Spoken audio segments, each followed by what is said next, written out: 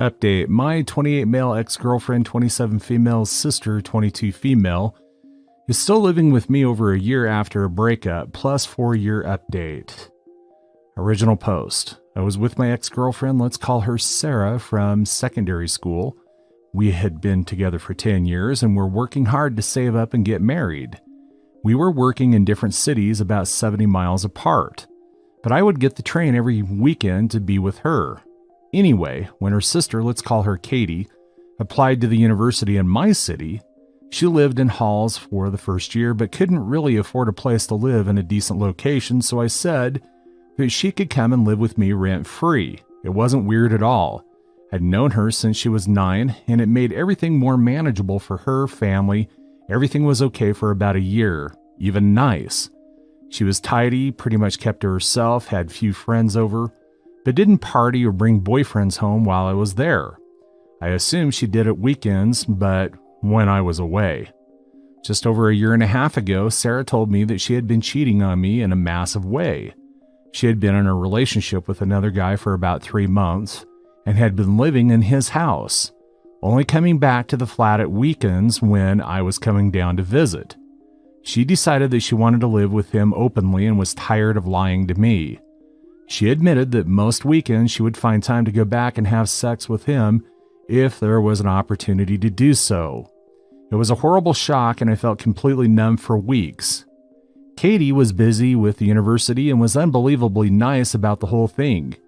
She stayed out of my way and got on with her studies, didn't bring friends or boyfriends home. She finished her degree. I assumed that she would move on and move out, but she got a job at the university admin department and is still living here. It's not awkward for me in terms of living with her, but it's really difficult to explain to friends, and it's still a little painful because she looks a lot like Sarah. I don't feel comfortable saying to women that I live with my cheating ex-girlfriend's little sister, but I can't exactly tell her to find somewhere else because none of this is really her fault. What should I do?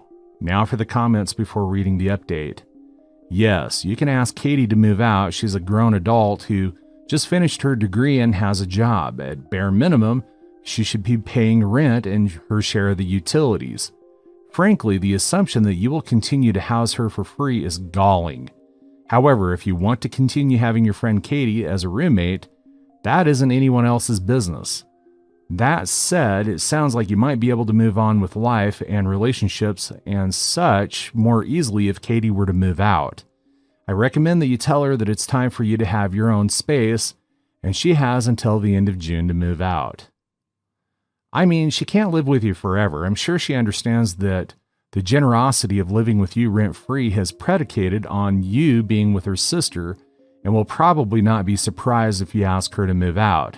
It's true that she didn't do anything wrong, but neither did you. And if this arrangement isn't working for you anymore, it's your right to tell her that. You have to protect your own well-being. You don't have just to kick her out, but it sounds like it's time to sit down and discuss a timeline for her finding her own place. Sounds like a good time for her to move on. Have a discussion with her. Tell her how much you have enjoyed living with her, then suggest it might be time for some new living arrangements in the near future. Now for the updates. Update 1. I posted the full backstory a couple of weeks ago on a different subreddit, but I'll preface this here for you. I, 28 male, had been with Sarah, 27 female, not her real name, since we were teenagers, and we were living in different cities, trying to save up enough for a house together. Her sister Katie, 22 female, again not real name, applied to the university in my city, and after a year in the halls moved in with me for economy's sake. We'd known each other forever, it was fine, solved problems all around. Just over a year and a half ago, Sarah told me that she had been cheating on me in a massive way. She had been in a relationship with another guy for about 3 months and had been living in his house, only coming back to the flat on the weekends when I was coming down to visit. She decided that she wanted to live with him openly and was tired of lying to me. She admitted that most of the weekends she would find time to go back and have sex with him if there was an opportunity to once I fell asleep. It was a horrible shock, and I felt completely numb for weeks. After 18 months, Katie was still living with me, non-romantically. I wasn't sure what to do about this, and when I posted on rRelationships, I was just coming around to the realization that I liked having her around and didn't want her to leave. Since I posted, we've been spending more time together socially, and on Monday, I asked if she'd like to go for dinner as kind of a date. We had a really nice time. We kissed once, but it didn't go any further. We both realized that this is a complex situation and want to take things slowly. I can't help but feeling that I'm irretrievably an a-hole. Am I? Edit. Thank you all for the comments. Whether you assholed me or not, is that the correct verb? We had a long talk. First just between us and then with her dad and aunt. Her mom died 6 years ago. They have been very supportive since Sarah and I broke up, and we wanted to involve them before going any further. We are going to take things very slowly, and her dad is going to pay half rent. He offered to help her move out, as some people had suggested, but for financial reasons, that would be difficult for him and impossible for her to manage financially. We haven't decided about telling Sarah. I haven't spoken to her since it happened, and Katie has only spoken to her in occasional messages. We have talked about everything that has been raised on here at some length. It is a difficult situation, and there is a power dynamic that we have done what we can do to mitigate. Ultimately, we do have feelings for each other and have for some time. I would absolutely never have dated her for revenge or for any other reason, and I would never do anything to hurt or upset her. I understand if you still think that I'm an a-hole, but I'm trying my best. Update 2. I've had 2 requests for updates, and I'm not sure if there's a threshold, but I thought I'd share anyway in case anyone was curious, and to say thank you for the advice. It did shape the way that we went about getting together, who we told and when, etc. Our families have been incredibly supportive, and we are really happy together. It has been about a month, but it feels so perfectly right. We have had endless conversations about our feelings and our plans. We have started to redecorate the house, and we are planning to go on a holiday together in the summer.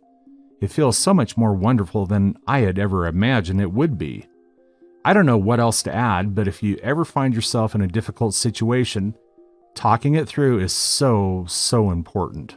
Everybody feels safer and better about everything when you can communicate.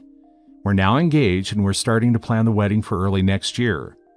The relationship between my fiance and her sister, my ex, is better than it was. They exchange messages at birthdays and Christmas, but don't meet up or exchange presents. She is still single and now lives abroad, and she found out about the engagement a couple of months ago. At Christmas, she mentioned needing to know the date early to book the cheapest flights home, and my fiance was too shocked to reply. She doesn't want her sister there. I'm too excited about getting married to care too much one way or the other. I prefer her not to be there, but I'll roll with it if necessary. My fiance doesn't want her there, but all her family assume it will be fine for the day because it's a family wedding, and it should be water under the bridge. I can't stress how little I care about the sister being there or not. I just want everyone else to be as happy at the wedding as I'll be, impossible, or as close to that as I can manage. Story 2. Am I the a-hole for rolling my eyes at my boyfriend's proposal because it took 25 years of me begging? Plus update. Original post. Yesterday after dinner, my 52 female boyfriend of 30 years, 53 male, proposed to me. He just walked over towards me holding a box and said to open it. It was a ring, and I had pictured this moment a million different times, but never thought I'd be so apathetic. My boyfriend then said that he was retired now and wants to kick back and enjoy life with me and would love to do it all with me as his wife. A nice speech and all, but from the 5-year mark of our relationship onwards, I've been making clear my desire to marry and was consistently dismissed, given empty promises, gaslit. We had been through the gamut with therapy, and one counselor implied that me telling him we needed to go to therapy and him getting his butt on the couch still means nothing if his mind has been made up. I was in denial about the fact that he was just giving me the false illusion of progress to stall. My boyfriend and I have 4 kids. The oldest 3 are adults, while the youngest is 15 female, was sleeping over elsewhere when this all went down. All of her kids went to a private school filled with typical Southern soccer parents. I had to endure PTA mom jabs about me not sharing a last name with my kids. Preteen years were hell because the other kids would taunt my kids by saying your dad would rather sin and go to hell than marry your mom. My boyfriend's mom would tell him marriage would be selfish on my part. It's just a piece of paper. My boyfriend ended up rising up the ranks until he became an executive. I was a stay-at-home mother, so I felt like there was always a power imbalance, exasperated by the fact that I could be tossed at any time. I partly did stay because I wanted my kids to have the best life, and because I felt lucky and proud to be partnered with such an intelligent, successful man, but I also because I loved him. These past few years, my boyfriend's career has taken a downturn. He will never be poor, but the company he was part of took a nosedive during 2020, and he made enemies out of associates and board members. He decided to step back from his role and take the generous severance agreed upon. Now he is living off of his investments and wants to relax. I did not know his career ended and how he treated people and had been deciding whether I wanted to leave or find somebody else after my youngest turns 18. So the proposal was a shock because I should hope that he noticed that I was avoiding conversations about the future as of late. He rattles on about downsizing our house so that we can travel and also cutting back on other expenses, but we're not married, so it's all his money and house anyway. He did notice my eyes roll and was offended. He asked what's wrong, and I said that suddenly now that he's downsizing, I'm good enough to marry? He got mad and said that now that he's downsizing and no longer an executive, I suddenly think our relationship is disrespectful, and started implying I was a gold digger. I was so angry I walked out and said I'd just go out looking for a respectful relationship because I don't know what respect is anymore. Am I the a-hole? Now for the updates. Update 1. At the time of my original post, my boyfriend and I had not spoken since the engagement fight. I've been with him long enough to know that when he goes and closes the bedroom door before I get in, that's a signal that I should sleep in one of the guest rooms, so that's what I did. However, this morning I broke the ice. I told him about how dismissed I felt over the years. I also said that we are both in our 50s, and these last few years have taught us that people at work who kiss the ground you walk on one day can easily turn on you the next, and true partners in life are valuable and hard to find. So I wish he'd treat me like I'm valued. Instead, he treats me like he thinks prettier, better, and just as loving is always around the corner. I apologized for the eye roll, but told him that if he wants marriage, I want a quick, committed timeline and a genuine happiness from him to be marrying me. I don't need a big party. He listened to me and finally asked if this was about the money and security. He told me that being an executive's girlfriend required things of me, but if I wanted to work, I could have. He said he doesn't think I'm grateful enough for the position in society I was in due to his career, but that he's not mad about the eye roll. And he said that he didn't succeed by being that sensitive. He went on to say that I was not his prisoner, so I could leave at any time. But to remember, he won't tolerate being made my prisoner either via manipulation. He said that for what it's worth, the engagement ring is mine, and I could do whatever I wanted with it. He will also not be accused of not providing for his daughter, so be assured he won't shirk child support. But that he felt what I said before was emotional and blackmail. So he no longer wants to go forward with marrying, but says if I'd like to travel with him, that's fine. Him traveling is non-negotiable, and so if I wanted to get a job, it would have to be a remote job. It was a sad conversation, and I spent a few hours alone after that. I felt I had nothing to lose, so I just asked him if he would support me getting an associate's. That most associates for technical careers were in person. He then dropped the bombshell that if I wasn't traveling with him, he wasn't going to go to those periods without sex. I was astounded by his callousness because he's back to take it or leave it.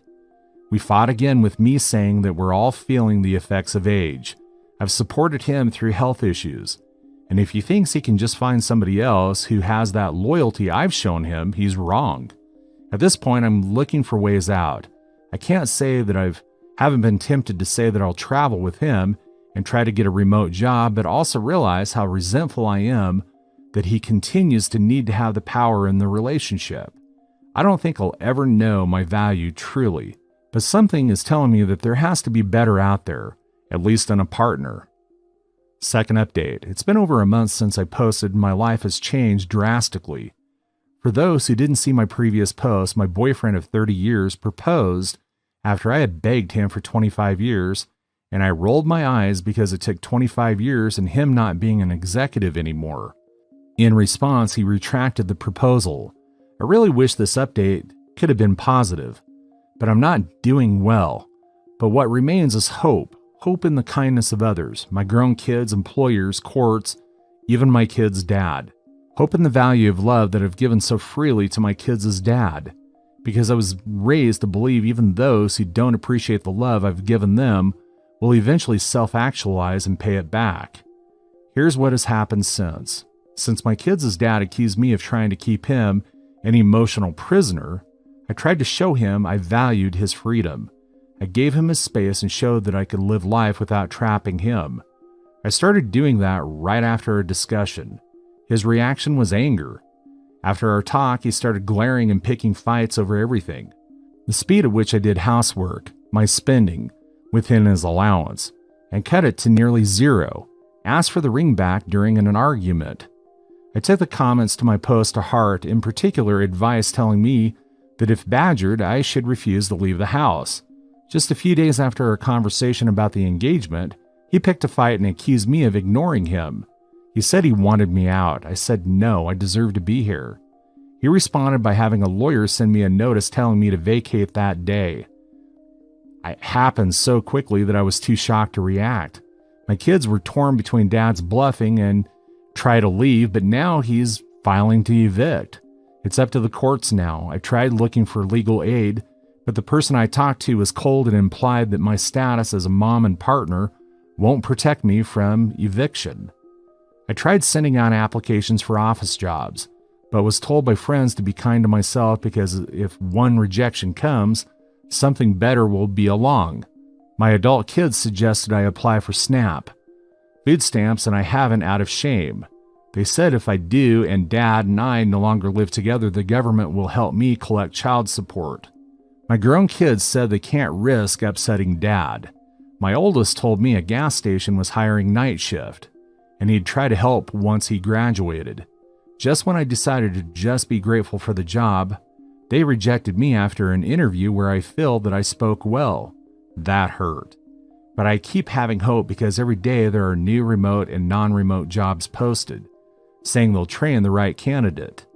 I am applying to every corporation, it seems, with hope that one of them will take a chance on me, give me an interview that I will ace, see me for somebody pulling herself up. I know my boyfriend wants me to beg, but I don't know if that would make him drop the suit. I just don't know anymore. I'm in my corner of the house trying to keep things normal and applying like it's a job. I don't know what else to say, but that ends my update for now. I maintain hope and dignity. Relevant comments. Commenter asks if she's talked to a lawyer about common law marriage.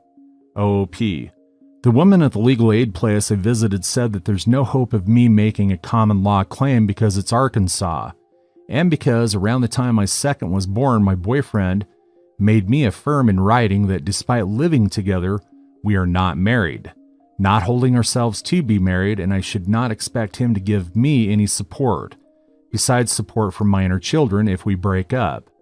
Unless, of course, we did end up marrying and registering a marriage within the state, which he promised at that time to consider.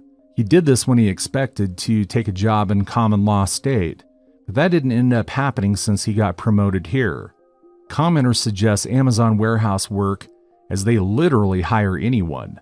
OOP. I just think for me to be committed is something I need to be passionate about, and it would likely be in a marketing field. At this time, I just don't think it would be a good fit for my needs and where I want to go from here.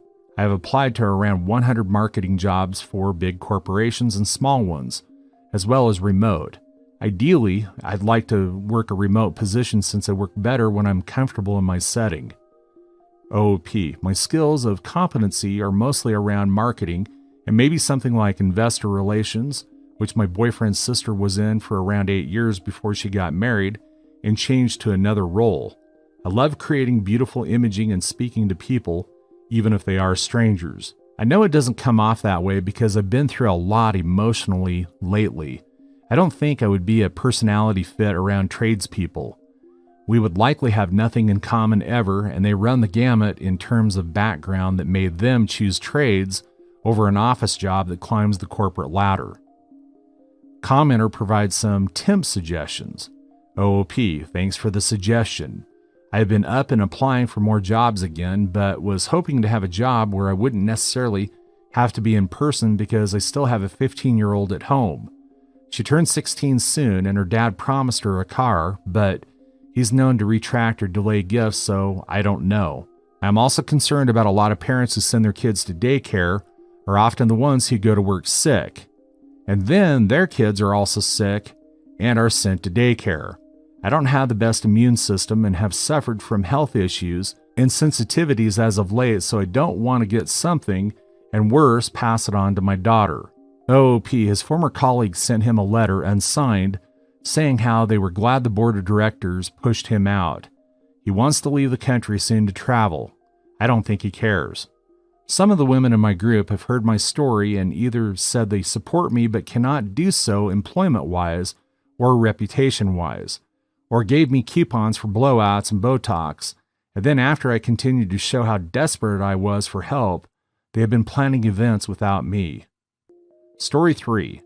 Am I the a-hole for telling my fiancé that I don't need him? The other day, my fiancé and I were hanging out with his friend James and James's girlfriend Naomi. My fiancé currently owns a company that his dad started back 18 years ago, as he inherited it in his dad's passing 2 years ago. He's now extremely wealthy. When I got together with him 8 years ago, he was broke, depressed, and living in his sister's basement and didn't have a job. I worked full-time. Money never really bothered me the way that it bothered my fiancé. He is quite materialistic, whereas I'm the opposite. When I go shopping, I buy stuff for him, but I don't even remember the last time I had a desire to buy myself anything. Big extravagant things just don't appeal to me. I drive an '07 Toyota, for crying out loud. With that said, I do currently own and operate my own business, but I make significantly less than my fiance does now. I make about $56,000 a year, and he made around $120,000 last year. He made $250,000 plus the year before, but it entirely depends on how much he works. He made less this year because he was out on a boat flaunting his lifestyle all summer. The money changed him, that's all I'm going to say. He's just different. His ego is completely inflated, and he feels untouchable. He has bought a huge house and has 5 different vehicles in our driveway. He buys me gifts constantly, but it's stuff that I would never buy myself. Like he bought me a Gucci handbag 3 days ago for our anniversary, knowing I don't use them. I obviously said thank you and acted totally appreciative, but he knows I don't like this stuff either, so it did hurt, and actions like this, which happen all the time, make me feel unheard. I'm an art junkie. I paint and draw. I read books constantly. I do not keep up with the fashion statements.